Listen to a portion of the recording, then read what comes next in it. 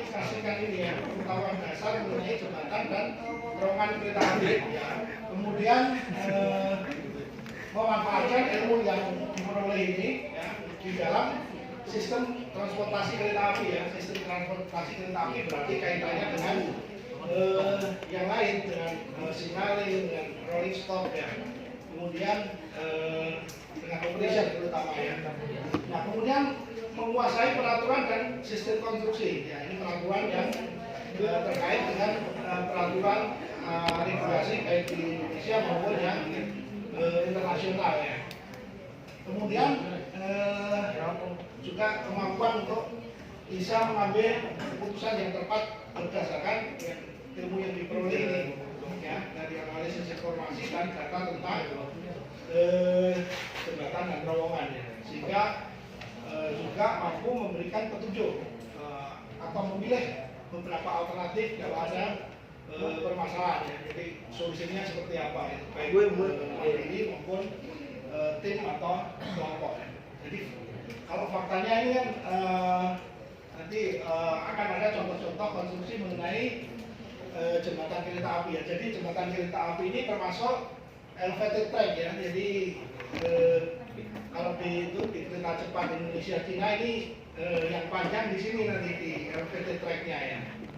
Kemudian terowongan ya. Jadi terowongan ini untuk kereta yang sedang dibangun ini juga cukup panjang juga ini terowongannya. Kemudian underpass, kemudian box culvert. Box culvert ini apa namanya? Kita dibaca. Untuk underpass atau untuk apa namanya aliran air ya. Jadi box culvert yang bentuknya seperti box yang kotak ya, kotak yang posisinya di bawah jalan rel ya. Jadi ini untuk bisa lewat kendaraan jalan raya maupun untuk air atau untuk yang lainnya ya, untuk proses ya. Kemudian jembatan baja. Contoh-contoh ini juga nanti akan diberikan mengenai kegagalan konstruksi ini. Jembatan tengah, terowongan, berapa yang terowongan bocor misalnya ya. Kemudian box culvert yang apa namanya runtuh atau underpass. Sebenarnya sama ya, box culvert sama underpass ya. Kalau underpass ini kan untuk jalan raya aja. Bentuknya bisa box culvert, bisa apa namanya pakai arangko ya. Underpass ini macam-macam juga. Kemudian gorong-gorong. Saya kira itu untuk apa namanya mengenai pengantar ya. Nah kemudian buku ini hanya bagian kecil ya, sebenarnya banyak ya buku-bukunya ya. Ini yang apa namanya yang dipakai untuk ini, Essential of Bridge Engineering mungkin bisa di mudah-mudahan ada di tangannya atau di sini. Kemudian ini yang buku India ya ini ya, Railway Bridge and Tunnel ini terbitan India. Ya, kemudian ini juga India ya. Jadi buku-buku kereta api sebenarnya banyak yang terbitan dari India. Ini lebih mudah dipahami biasanya kalau India ya. Kemudian ini yang judulnya adalah Railway Bridge and Tunnel Engineering. Nah kemudian juga ini ada Tunnel Engineering book ya. Nah yang buku ini apa namanya? Ini jembatan secara umum ya, bukan kereta api. Pak Bambang Supriyadi ini, Mas Supriyadi dan Agus Setia Mutahan ya. Mungkin juga ada yang baru ya ini ya. Nanti sudah diproduksi lagi. Nah, kemudian ini juga buku lama ini Pak Suyono Sosok dan Sono Guru Menteri PU ya ini ya. Sedang juga mengenai perbaikan dan pengaturan sungai. Ini kaitannya nanti dengan jembatan, ada jurusan-jurusan yang terjadi pemasangan ini buku-bukunya nanti bisa di ini ya bersaing untuk pendukung. Kita sekarang masuk ke ini apa namanya materi pengertian tentang jembatan kereta api. Ini pengertian jembatan secara umum dulu ya. Jadi secara umum jembatan itu adalah konstruksi, ini menurut Profesor Insinyur ini ya, Pandemi ya, jembatan adalah suatu konstruksi yang gunanya untuk meneruskan jalan. Jadi meneruskan jalan melalui suatu rintangan yang berada lebih rendah. Rintangan ini biasanya jalan lain, tidak jalan air atau jalan lalu lintas. Ya. Jika jembatan berada di atas jalan lalu lintas dinamakan viaduct. Jadi mungkin kalau yang di Bandung ya itu bisa melihat di depan kantor pusat kereta api itu ya, di Jalan Perintis Merdeka itu yang terkenal itu viaduct gitu ya, di ini yang di viaduct.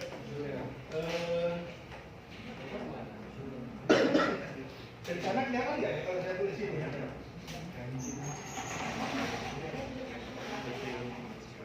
Kelihatan ya? Terus 2 kali, Pak.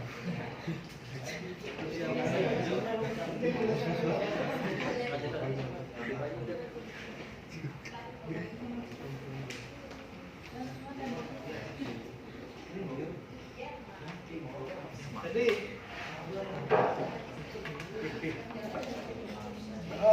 ini misalnya suatu area ya, ya kemudian turun, ya kan? Ya, ini bisa ada perbedaan tinggi, nanti kan disebutkan seperti itu ya.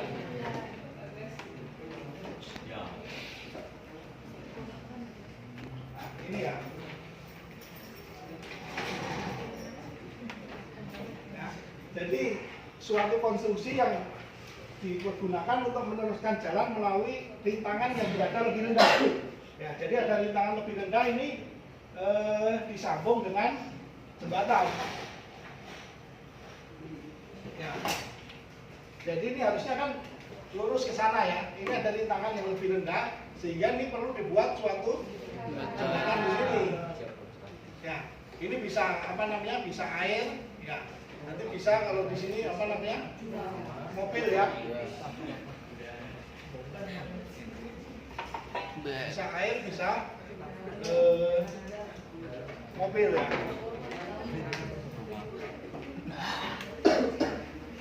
Gitu ya. Nah, ini misalnya buat jalur ya. Nah, sana ya. Jadi ini disambung oleh jembatan. Jadi pengertiannya seperti itu ya.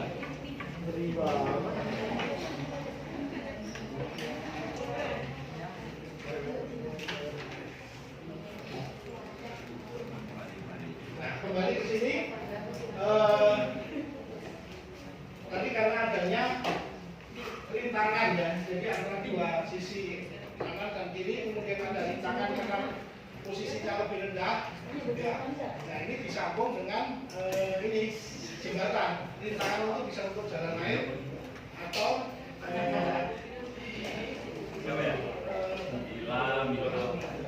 jalan lalu lintas biasa. Nah, kemudian kalau jalan lalu lintas biasa, jadi tadi kalau relnya ceritanya di atas, kemudian jalan rayanya di bawah, ini dinamakan viaduct ya. Viaduct ini bahasa Belanda. Nah, kalau nanti ada aqueduct, kalau aqueduct itu yang di atas adalah air ya, aqueduct atau talang yang kita sebut ininya ya. Jadi ini viaduct itu kalau sekarang kan berarti ini ya namanya underpass ya, ini ya berarti ya. Underpass yang di bawah adalah jalan raya ya. Nah, kemudian menurut ini pemahaman ini definisi menurut Insinyur Iman Subaka ini juga kepala apa namanya perjaka gitu ya, perusahaan jawatan kereta api Pak Iman Subaka ini kepala perjaka yang berapa ini beberapa tahun beliau menjabat sebagai kepala, dulu namanya kan perusahaan jawatan kereta api ya. Nah, ini mendefinisikan bahwa jembatan ialah bangunan yang memungkinkan suatu jalan menyilang saluran air, ya bisa saluran air, bisa lembah, atau menyilang jalan lainnya yang tidak sama tinggi permukaannya, ya. Dan lalu lintas jalan itu tak terputus. Jadi untuk menyambung ya, tadi kan adanya rintangan perbedaan tinggi tadi dibuatlah dari jembatan. Ya nanti berbeda dengan terowongan. Kalau terowongan karena dia terhalang oleh ini kan bukit atau gunung, dia harus menembus sehingga dibuat terowongan karena supaya jalannya itu tetap bisa lewat itu, tidak perlu naik turunnya. sama dengan ini tadi. Nah kalau perbedaannya ke bawah ini pakai jembatan, tapi kalau nembus sedikit ini terowongan. Nanti perbedaannya seperti itu. Nah ditinjau secara umum jembatan adalah ini ya. Ini dari SKP ya. SKP ini dari PBB ya, bagian dari PBB yang pernah memberi bantuan ya. Jadi secara umum jembatan adalah suatu konstruksi bangunan crossing ya, crossing menyilang tidak sebidang. Jadi ini apa namanya? Misalnya ini jalan raya, kemudian seperti ini ya. Di atasnya ini jembatan, nah ini artinya crossing kan tidak sebidang ya pertemuannya. Kalau sebidang namanya perlintasan. Ya, kalau sebidang namanya perlintasan. Kalau ini tidak sebidang, jadi satunya di atas, satunya di bawah. Bisa jalan rayanya di atas, jembatannya di bawah, bisa kan seperti itu ya. Kemudian konstruksi crossing ya tidak sebidang saling berpotongan dengan utilitas lainnya, misalnya sungai, saluran atau perpotongan jalan dengan jalan. Ya, ini apa namanya definisi menurut ini SKP. Jadi contohnya ini yang tidak sebidang ya. Kemudian kalau di sini kan sungai ya, ini berupa sungai. Secara umum sama jembatan itu dengan apa namanya jalan kereta api ya, jadi dibagi dua, yaitu struktur atas ya, superstructure atau bawah substructure ya. Nah, yang atas ini umumnya disebut gelagat jembatan ya, yang di atasnya ya. Jadi konstruksi jembatan yang menghubungkan antara satu tempat dengan tempat lainnya yang berbeda karena tadi ini sama pemahamannya adanya sungai juga dan sebagainya.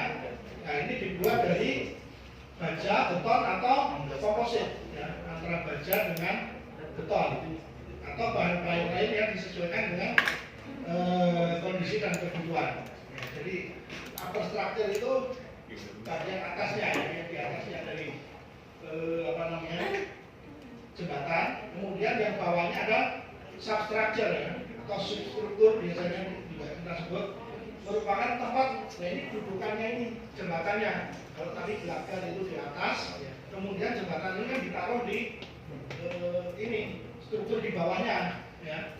Tempat duduknya gelagat jembatan itu misalnya pangkal, pilar, kemudian pondasinya ya di bawah ini namanya substrukturnya atau substrukturnya yang ke tanah ya. Dibuat ini biasanya dari batu kali, kalau zaman Belanda ini banyak ya batu kali tapi yang kokoh ya. Kemudian beton, sekarang sudah sebagian besar beton, sudah nggak ada lagi yang ini ya fondasi batu kali kecuali jembatan yang kecil-kecil ya. Kemudian bisa juga baja ya, konstruksi ini apa namanya substruktur di bawahnya itu bisa baja atau gabungan di antara beberapa bagian itu. Jadi bisa membedakan seperti jalan rel kan begitu ya kemarin ya. Jadi apa namanya di atas tanah yang sakrit atau apa namanya lapisan tanah itu adalah superstructure atau struktur atas ya. Kemudian yang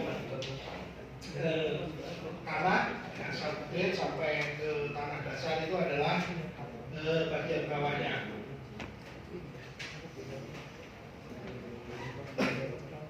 Kemudian jembatan merupakan struktur yang dibuat untuk menyeberangi rintangan yang ini sama seperti tadi kan, sebetulnya mengulangi saja ya, memperjelas ya, sungai, jurang, teluk dan lain-lain sehingga memungkinkan untuk dilintasi dengan lancar dan aman.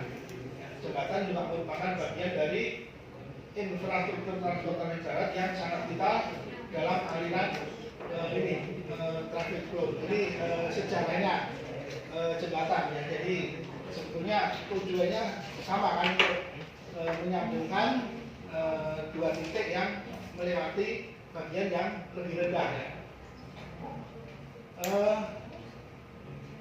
Sesuai dengan ini perkembangan peradaban ya.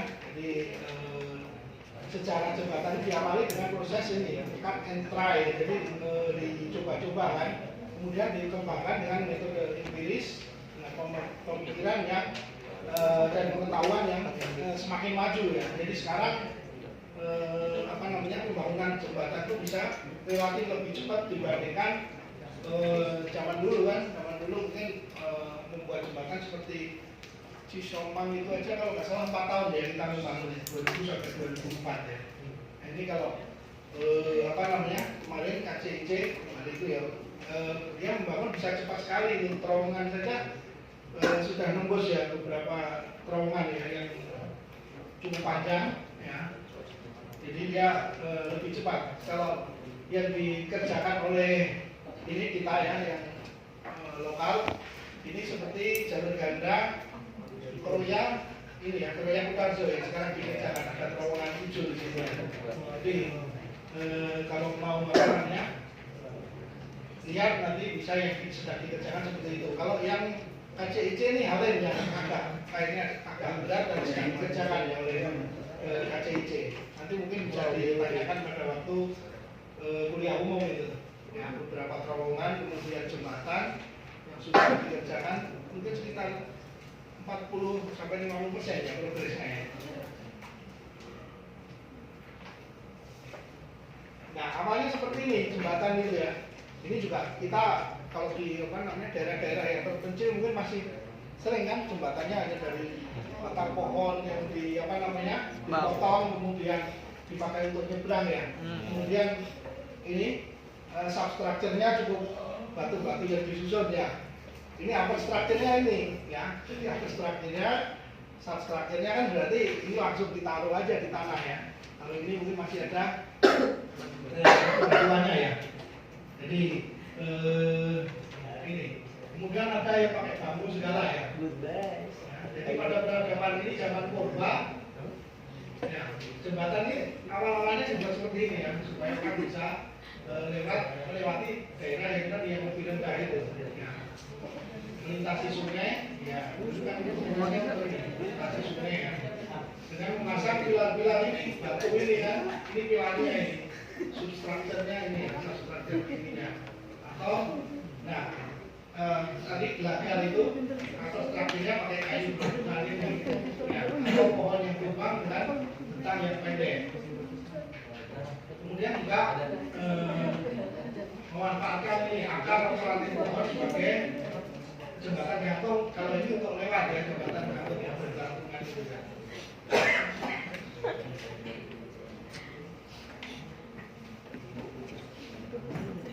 Nah kemudian tipe jembatan ini yang lama ya, purba itu ada antara lain ini jembatan jalur sepeda ya.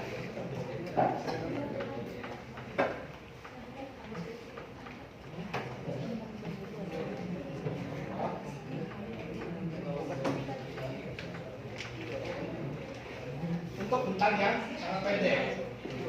Nah sekarang ini sudah macam-macam cara jembatan yang pelampung ya, model pelampung, kemudian jembatan gantung yang cukup panjang tanpa ini, tanpa pilar di tengahnya ya, sehingga bentuknya artistik ya. Jembatan ini pelampung kalau di ini sebenarnya dari hitungan-hitungan ini kaitannya dengan mekanika teknik ya. Tapi kalau kita nanti yang sederhana aja ini.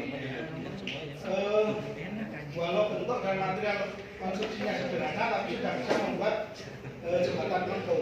Jadi sebenarnya jembatan pelampung ini ada hitungan tersendiri untuk mendesain jembatan seperti ini. Tipe jembatan terbaru pada periode ini adalah pelampung ya, atau arch bridge. Bentuk ini umumnya masih relatif sederhana dan alami, jadi menggunakan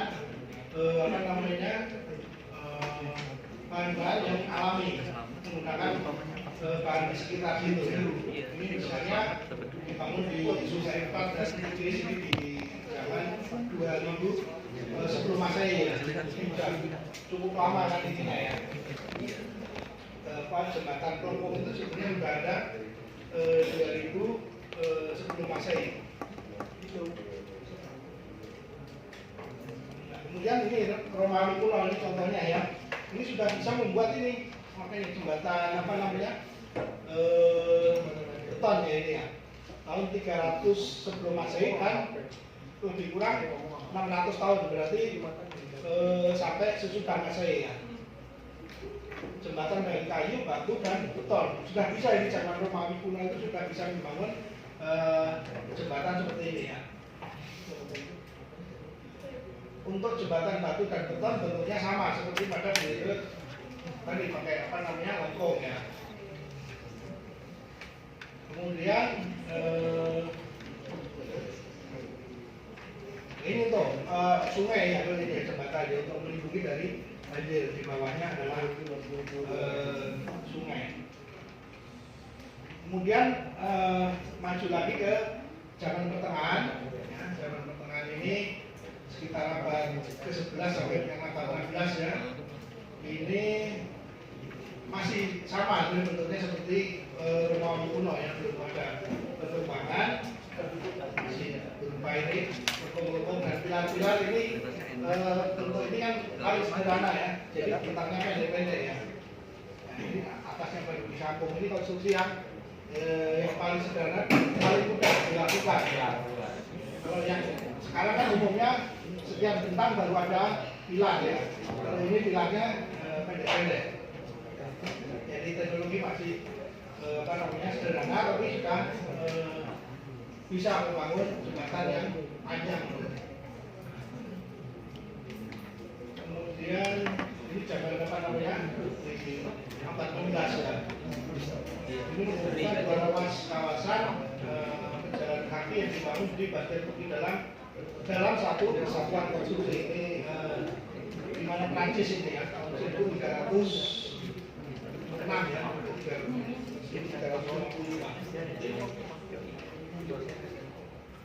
Kemudian mulai zaman setelah revolusi industri ya ini ya, mulai ada besi dan baja.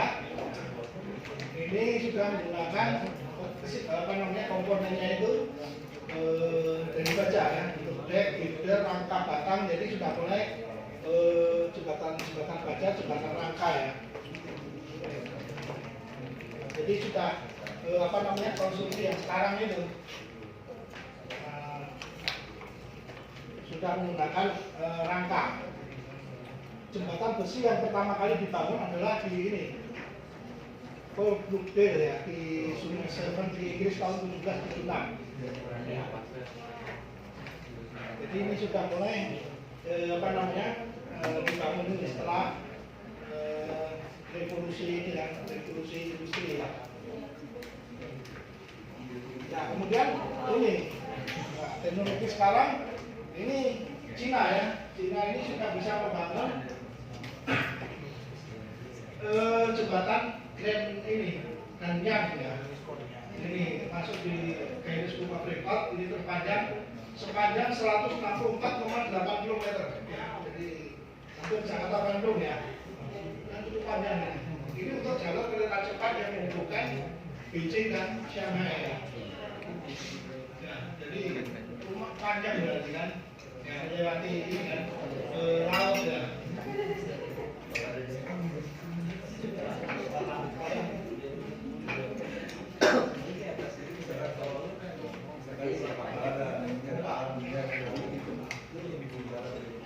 Ya, bisa terjadi ya.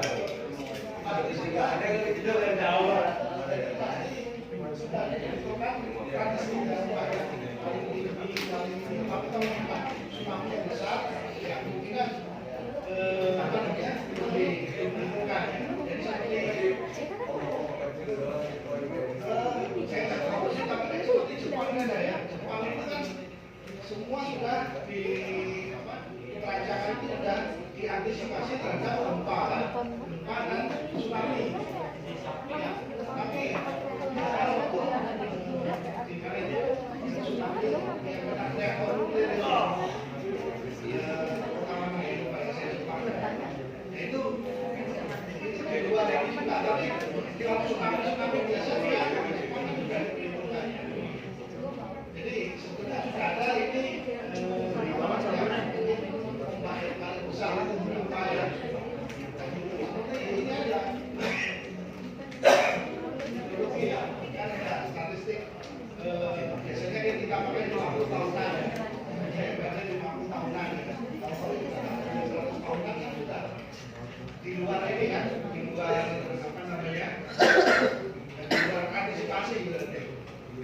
Jadi ini kali nggak tahu biasanya ada ya, kemudian dikasih spasi untuk gantungan kalau mau tak biasa berarti susah.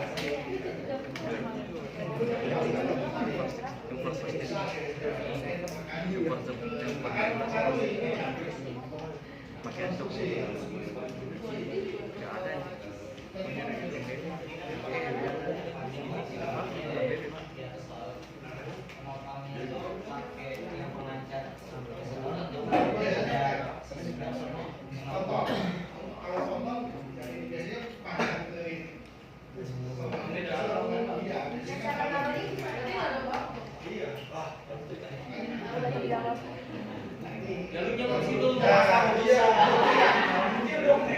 Jadi seperti apa lah namanya omongan juga ada yang helm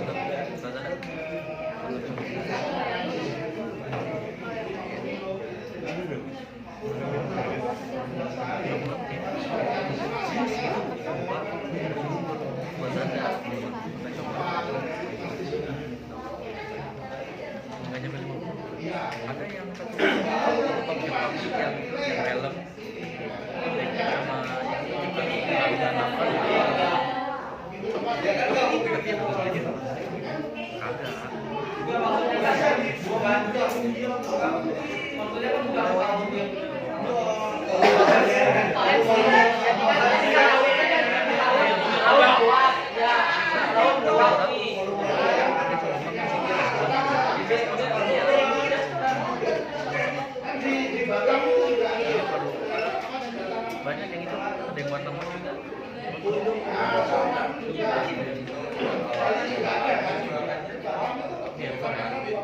ya nomor 11 ya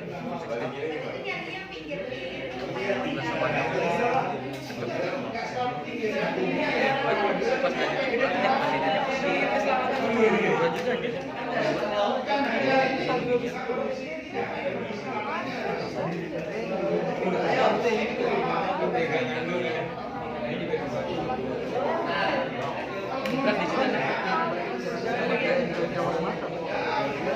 di situ enak.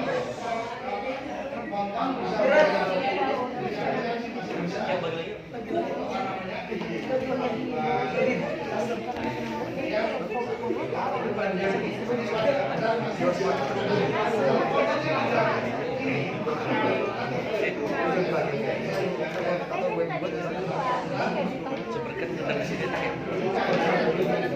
Enggak semua seberkat kita.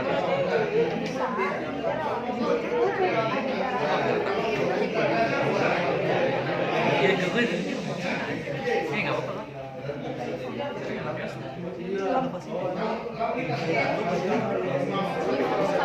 Kontrak hilang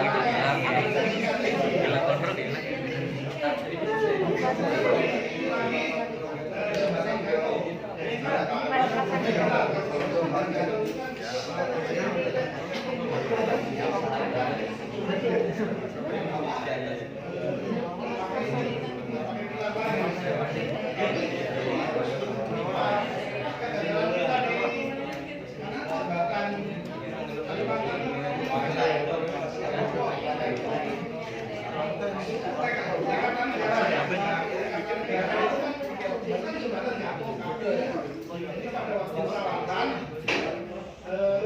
Ada bau mungkin yang dirawat di Kendari, itu jadi gagal kan di situ. Jadi kekuatannya di kabelnya itu.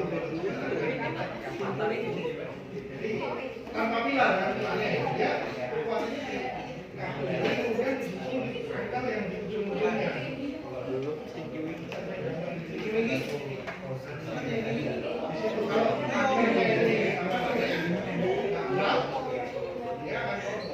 Kayaknya ada juga.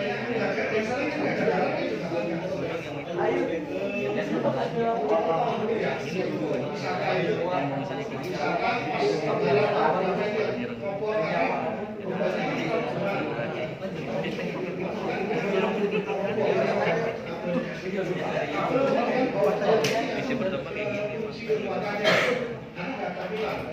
Gambar balapan. Bilangnya kan hanya berujung di sini yang bawah, kemudian ditarik ke kanan dan ke kiri. Bisa, makanya kalau jembatan gantungan bisa panjang tanpa bilang kan. Tapi ya tadi kelemahannya apa namanya, dia kan nggak stabil ya ini. Dia di kode G itu kan juga panjang sekali. Makasih Pak. Bentangnya ya. Kalau pakai tiga kan lebih kokoh ya. Cuma tadi kelemahannya kan harus dalam kan. Apalagi kalau lautnya sampai ketinggian berapa meter ya. Kalau tubuhnya kan sampai 500 meter ya.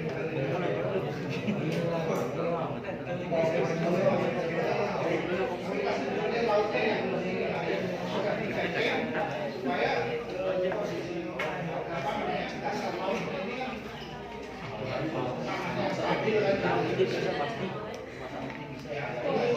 Kalau Cina ya sekarang perkembangannya kan 30 cepat ya. Kemudian nah ini ya, ini juga jembatan kereta api ya. Juga ini dilambang dengan Simpang ya, tahun 2011 ya.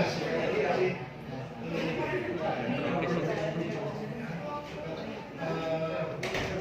setahun kan dia membangun ini di bawahnya ini 113,7 km ya. Oke ya. 2011 ya. Jadi panjang ya.